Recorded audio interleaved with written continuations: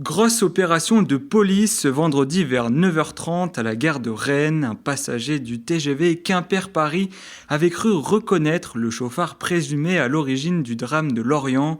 Après vérification lors d'une vaste opération qui a rassemblé une vingtaine de policiers, l'homme visé n'était pas le fugitif. Interpellée ce mercredi soir, la passagère a été déférée ce vendredi après-midi en vue d'une mise en examen. Elle encourt 7 ans d'emprisonnement pour non-assistance à personne en danger sur mineur de moins de 15 ans.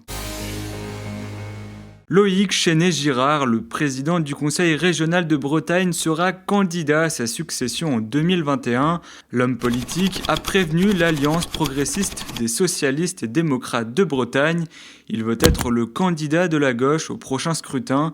Pour se mettre en mouvement, il a quitté la présidence du Bureau régional d'études et d'information socialiste et se met en retrait du PS.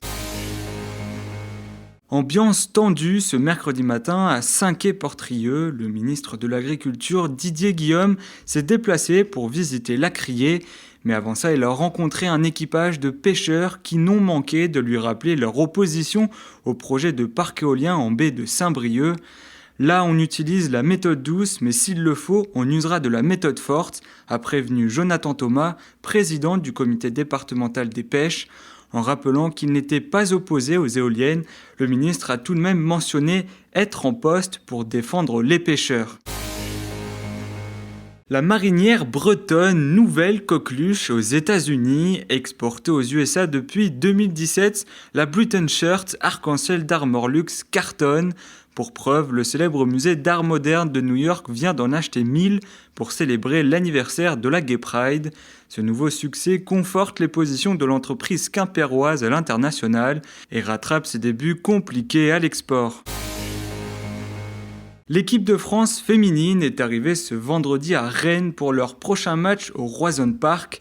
Les joueuses se sont entraînées ce matin sous le regard des supporters. La bonne humeur règne dans les rangs après la seconde victoire de mercredi contre la Norvège. Lundi prochain, elles affronteront le Nigeria pour tenter de décrocher la première place du groupe A. La nature, l'air breton, c'est parfait.